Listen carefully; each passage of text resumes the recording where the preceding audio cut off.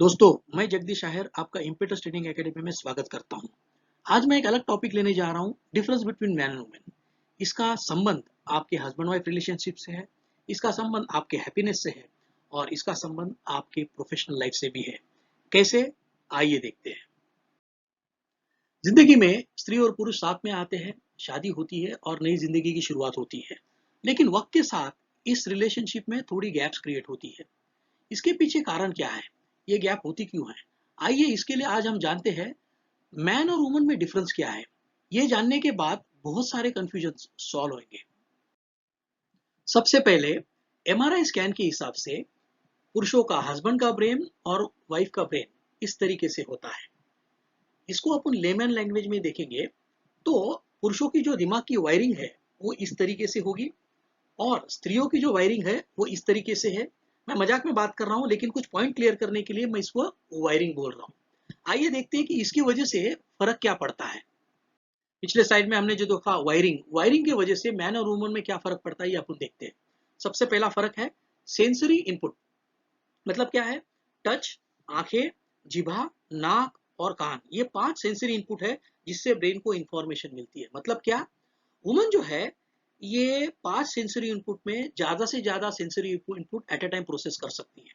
मतलब वुमन एक ही वक्त में कानों से मोबाइल से सुन बातें करती रहती है, आंखों से वो कुछ चीजें देखती रहती है, जीवा से कुछ चीजें टेस्ट करती रहती है, उसी के साथ साथ कुछ जल रहा है उसका उसको स्मेल भी आता है।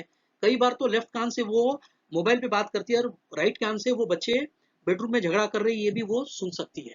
तो एट अ टाइम वो मल्टीपल चीजों को प्रोसेस कर पाती है, वेयर एज इसके एग्जैक्टली ऑपोजिट मैन जो है एट अ टाइम एक ही चीज को प्रोसेस कर पाता है। वो एट अ टाइम एक ही काम को कर सकता है। भाई कई बार दो छोटी काम है वो साथ में करने की कोशिश करता है, जैसे टीवी देखते वक्त चाय पीना। लेकिन बहुत बार देखा गया है देखते वक्त जब चाय पीता है तो चाय में शक्कर कमती है उसको समझ में नहीं आता है। वो अच्छी तरीके से एक ही sensory input at a time process कर पाता है। इसके लिए बहुत बार कई बार वुमन को अपना हस्बैंड जो है वो बुद्धू लगता है। ये क्यों नहीं कर पाता है, ये सवाल उसको हमेशा टच करते रहता है। उसके साथ साथ सेकंड जो चीज बेनिफिट जो वुमन को मिलता है, ऑब्जर्वेशन कैपेबिलिटीज। देखिए, वुमन एक शादी में जाती है, उसी शादी में हस्बैंड भी जाता है, ओके। लेकिन वुमन उस शादी में, पत्नी उस शादी में 60 70 80 चीजें ऑब्जर्व करती है, वेयर एज उसी शादी में भाई साहब 4 5 ही चीजें ऑब्जर्व करती है। एक मॉल में जब बीबी जाती है तो 30 40 चीजें ऑब्जर्व करके आती है और मैन उसी मॉल में 3 4 चीजें ऑब्जर्व करके चला आता है। तो ये मल्टीपल ऑब्जर्वेशन क्यों होता है? तो हमने जो वायरिंग देखा इसी वजह से मल्टीपल प्रोसेसिंग होता है। उसका एडवांटेज ऑब्जर्वेशन का वुमन को बहुत अच्छी तरह मिलता है। वुमन बहुत सारी चीजों को एक साथ ऑब्जर्व कर सकती है, man can observe very few things. उसके साथ साथ तीसरा जो है hopping from one point two another point. हमेशा याद रखना, वुमन जो है एक टॉपिक से दूसरे टॉपिक, दूसरे से तीसरे, तीसरे से चौथे और चौथे से वापस ओरिजिनल टॉपिक पे आ सकती है। वो एक विषय से दूसरे विषय पर तुरंत हॉप कर सकती है। वेर एज मैन अगर अपने अपन शादी की बात करते हो, ऑल ऑफ ए सडन वो कंफ्यूज हो जाता है क्योंकि बीबी अचानक ट्यूशन टीचर की बात करने को स्टार्ट करती है, उसको ट्रैक चेंज करने को जमता नहीं। वेर एज वुमन जो है वो फटाफट फटाफट ट्रैक चेंज कर पाती है, वो हॉपिंग कर सकती है। कई बार इसके अलावा भी और भी बहुत सारी चीजें हैं। जैसे वुमन जो है अपने फेशियल एक्सप्रेशंस को बहुत अच्छी तरह कंट्रोल कर पाती है। मतलब उसके दिमाग में कुछ चलता रहता है, वो एक्चुअली दुखी रहती है लेकिन वो खुश है, ऐसा वो प्रिटेंड कर सकती है। वेर एज पुरुषों के केस में आपको हमेशा लगेगा उसके दिल में जो है, दिमाग में जो है, उसके चेहरे पे साफ दिखाई देता है। ये वायरिंग की वजह से फर्क नजर आता है। इसको और अपन अच्छी तरीके से समझे तो वुमन का क्या है वो अपन समझ लिया, अभी पुरुष का देखते हैं। पुरुष जो है वो एट अ टाइम एक ही सेंसरी इनपुट को प्रोसेस करता है। ऑब्जर्वेशन में वो बहुत कम चीजें ऑब्जर्व करता है और हॉपिंग में उसको बड़ी डिफिकल्टी होती है, वो एक ही टॉपिक के ऊपर मंथन करते रहता है, इसीलिए उसको ट्रैक चेंज करने को तकलीफ होती है। ये जो पुरुषों की वीकनेसेस है ये एक्चुअली वीकनेसेस नहीं है, ये उनकी स्ट्रेंथ है। क्योंकि पुरुषों का हस्बैंड का वायरिंग ये इस तरीके से होता है। इसी की वजह से भगवान ने दोनों को विरुद्ध बनाया है, दोनों को अपोजिट बनाया है और दोनों को अलग और भिन्न क्वालिटीज दी है। और ये भिन्नता का हमको एडवांटेज है, लेकिन इस भिन्नता के विषय से ही हम एक दूसरे को ब्लेम करते रहते हैं। जब एक स्त्री दूसरी स्त्री से बात करती है तो उसे महसूस होता है वो भी बहुत सारी सेंसरी इनपुट हो सकती है, वो भी शादी में बहुत सारी चीजें ऑब्जर्व कर सकती है, वो भी एक विषय से दूसरे विषय पे जंप कर सकती है। तो क्योंकि एक औरत और दूसरी औरत जब बात करते हैं तो उनका वायरिंग सेम होता है, लेकिन वही औरत जब अपने हस्बैंड से बात करती है तो उसको लगता है कि मेरा हस्बैंड बुद्धू है, उसको समझता नहीं है, या फिर वो समझना नहीं चाहता है, या फिर उसमें कुछ ना कुछ तो प्रॉब्लम है। ये प्रॉब्लम नहीं है, ये वायरिंग की विभिन्नता है, ये अलग स्किल है, और यही वीकनेस की वजह से पुरुषों में कुछ स्ट्रेंथ आती है। इसी की वजह से उनका फोकस जो है वो कुछ गिने चुने कामों पे बहुत जबरदस्त होता है। इसी की वजह से वो 3-4 कामों में एक्सलेंस अचीव करते हैं, बहुत जबरदस्त चीजें अचीव करते हैं। इसीलिए देखा जाए तो ओके, पुरुष जो है वो रिजल्ट ओरिएंटेड रहता है, रिजल्ट ओरिएंटेड और एनालिटिकल रहता है। वुमन जो है वो प्रोसेस ओरिएंटेड होती है। वुमन एट ए टाइम बहुत काम करती है, नंबर ऑफ काम वुमन ज्यादा कर सकती है। वुमन जो है वो 40-45 काम कर सकती है पूरे दिन भर में, और मल्टीटास्किंग में तो वो एकदम ही जबरदस्त है। आदमी जो है वो नंबर ऑफ काम कम करता है, लेकिन वो इंपॉर्टेंट और रिजल्ट ओरिएंटेड कामों को बहुत अच्छी तरह करते हैं। तो इनमें से बेहतर कौन है? तो इनमें कोई भी कंप्लीट नहीं है। भगवान ने जानबूझ के दोनों को विरुद्ध बनाया है, और ये विरुद्धता के लिए ही हम एक दूसरे के साथ झगड़ा करते रहते हैं। इनमें से एक भी आदमी पूरा नहीं है, लेकिन दोनों मिलके एक पूरा है। जैसे कि अभी हम लोग इसको, ये वास को देखते हैं। ओके, इसका काम है जिंदगी को होल्ड करना, पानी को होल्ड करना, लेकिन ये पानी को बिल्कुल होल्ड नहीं कर पाएगा। ये आधा वास नहीं है। जब इसके साथ दूसरा आधा जुड़ जाता है तब ये एक पॉड बनता है जो पानी को होल्ड करता है, जिंदगी को होल्ड करता है। तो स्त्री और पुरुष दोनों मिलके एक है, इनमें से आधा मतलब जीरो है। तो दोनों मिलके एक ताकत बनती है, और इसीलिए भगवान ने आपको विरुद्ध और विभिन्न गुण दिए हुए हैं। आइए हम देखते हैं मैन और वुमन की एक्सपेक्टेशंस। मैन जो है सबसे पहले एक्सपेक्ट करता है फिजिकल प्लेजर, और सेकेंड जो चीज आती है इमोशनल सपोर्ट।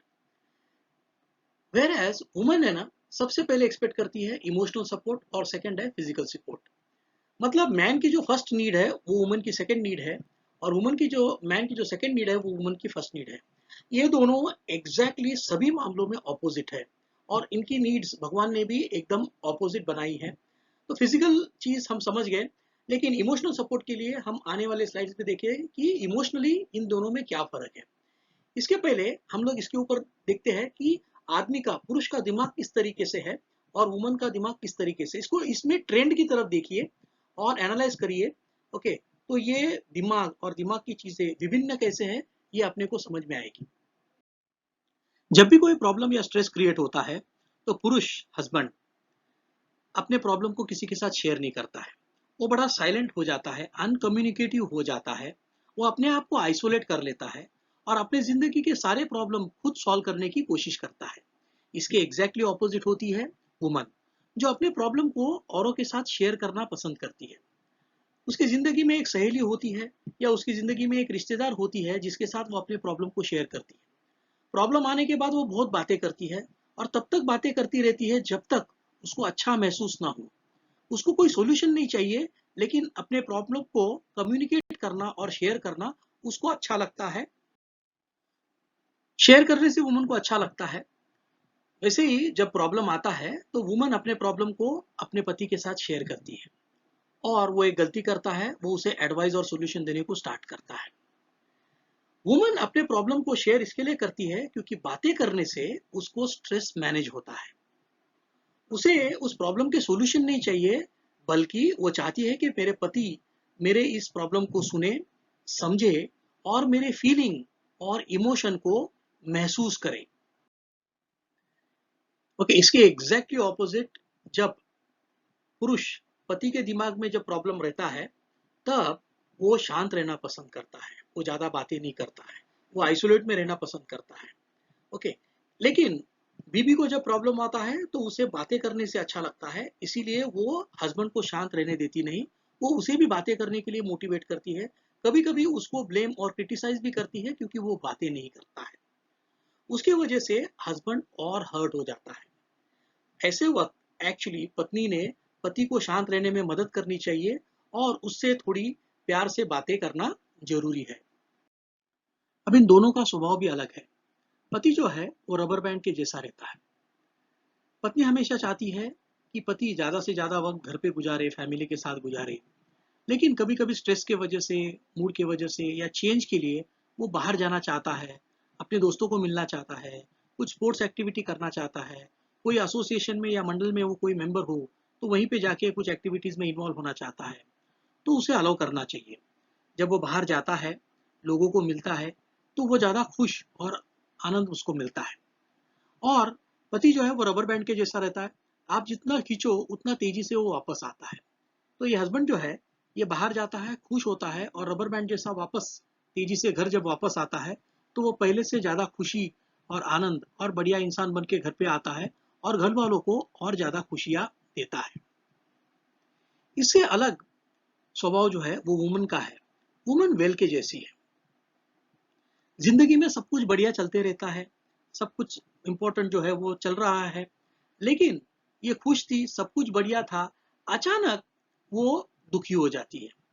कुछ तो छोटा सा प्रॉब्लम हो जाता है, फिर उसके ऊपर वो सोचती है और सोचती है, छोटा सा प्रॉब्लम वो थोड़ा बड़ा कर लेती है और बड़ा कर लेती है।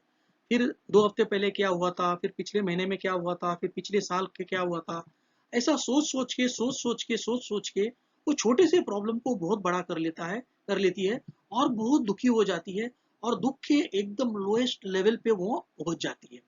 और वहां होने के बाद कोई उसके लिए कुछ नहीं कर सकता है, वो बड़ी दुखी रहती है। ऐसे वक्त आप कुछ नहीं कर सकते हो, सिर्फ उसके साथ रहना है, उसके साथ वक्त गुजारना है, उसको पूरी तरह सुनना है, उसके इमोशंस और फीलिंग को समझना है। इसका सॉल्यूशन सिर्फ वक्त में है। वक्त गुजरता है, वो पहले जैसी होती है और नॉर्मल हो जाती है और पहले जैसी वापस खुशी जीवन जीने को स्टार्ट करती है।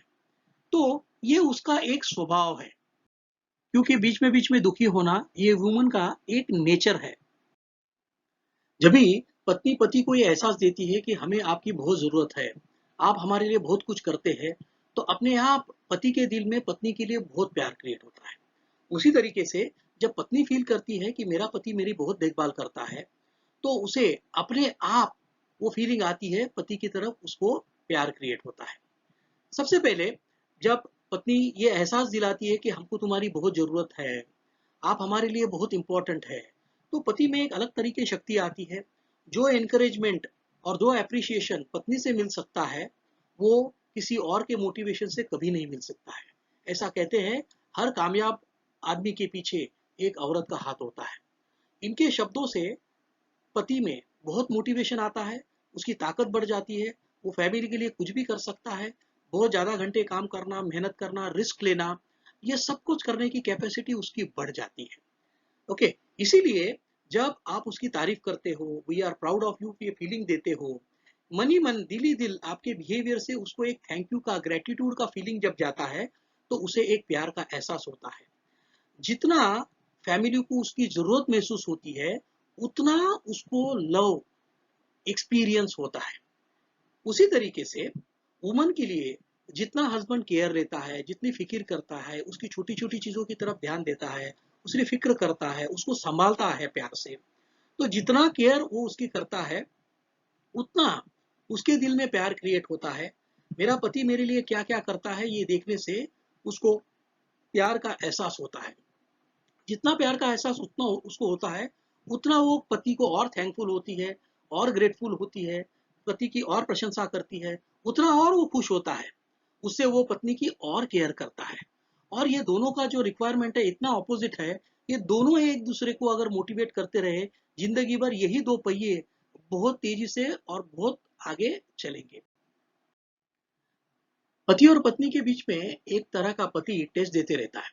उसका एक मार्किंग सिस्टम है जो पत्नी के दिमाग में है, वो टेस्ट देता है 30 से 31 मार्क की। मतलब ये 30 से 31 दिन होते हैं महीने में। 1 तारीख को मिली हुई तनख्वाह पूरी बीवी को देने से पति को बहुत बार लगता है कि मुझे 30 में से 30 मार्क मिल जाएंगे, लेकिन बीवी के नजर में ऐसा नहीं होता है। एक उदाहरण के तौर पे देखते हैं। समझो पति ने पत्नी को कुछ गिफ्ट दिया, ओके, तो पति अपने आप को कितने मार्क देता है और पत्नी उसी चीज के लिए पति को कितने मार्क देती है, ये अपन देखते हैं। समझो पति ने 4 ड्रेस और 2 साड़ियाँ, 6 आइटम खरीदे तो अपने आप को 6 मार्क दे दिए। ओके, उसने एक महंगा नेकलेस ले लिया तो पति ने अपने आप को 10 मार्क दे दिए क्योंकि बहुत महंगा था। ओके, एक ही ड्रेस लाया एक दिन तो उसने अपने आप को 1 मार्क दिए। उसकी फेवरेट एक चॉकलेट लेके आया छोटी सी 5 रुपए की, तो उसने अपने आप को 1 मार्क दे दिया। एक दिन खाना खाने के बाद खाना उसको पसंद आया, उसने बीवी की बहुत तारीफ की, उसके समझ में भी नहीं आया उसने तारीफ की, लेकिन उसने उसको इसके लिए अपने आप को 0 मार्क दिया। अभी पत्नी का मार्किंग देखिए, 6 आइटम के लिए पति ने 6 मार्क दिए थे, पत्नी ने 1 ही मार्क दिया। इतना बड़ा महंगा नेकलेस के लिए भी पत्नी ने 1 ही मार्क लिया। एक ड्रेस के लिए भी पत्नी ने 1 मार्क दिया, उसका फेवरेट चॉकलेट के लिए भी 1 दिया, और एक बार खाने की जब तारीफ हुई थी, तो उसके लिए भी उसने 1 ही मार्क दिया।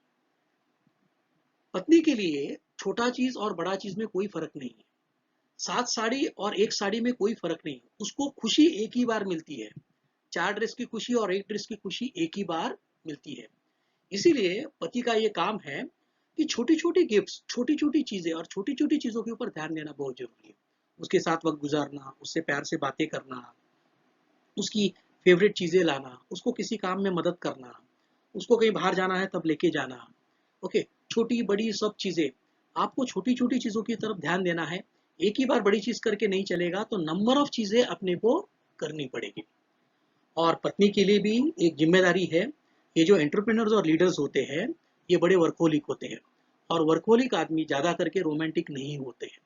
उनको बहुत छोटी-छोटी चीज़ें जो जनरली पब्लिक को मालूम रहती, इनको मालूम नहीं होती। तो ऐसे पति को आपको ये बताना बहुत ज़रूरी है कि आपको कौन सी छोटी चीज़ें पसंद है, जिससे पति आपकी ख्वाहिशें पूरी कर पाए, आपका दिल जीत पाए, और आप दोनों एक दूसरे को कॉम्प्लीमेंट करें और एक अच्छी और खुशी भरी जिंदगी साथ में जिए। दोस्तों, ये हस्बैंड वाइफ, ये दोनों की जिंदगी है। इसमें से एक अपनी क्वालिटीज की वजह से फैमिली को ग्रोथ, प्रॉस्पेरिटी के लिए काम करता है। दूसरा अपनी क्वालिटीज के हिसाब से अपने घर को घर बनाता है, घर चलाता है, और एक रहने की सुंदर और अच्छी जगह बनाता है। ये दोनों मिलके एक यूनिट है, और दोनों मिलके कामयाब होना जरूरी है। इस वीडियो को देखिए, इसमें से छोटे छोटे एक दो चेंजेस भी आपके लिए लागू होंगे, तो उसको करिए। और रिलेशनशिप में छोटी चीजें ही बड़ी चीजें होती हैं, और छोटे करेक्शन बड़े रिजल्ट को देगी, और इससे आप खुशी और एक अच्छे जीवन को पा पाएंगे। Thank you very much, thank you for watching this video, thanks a lot.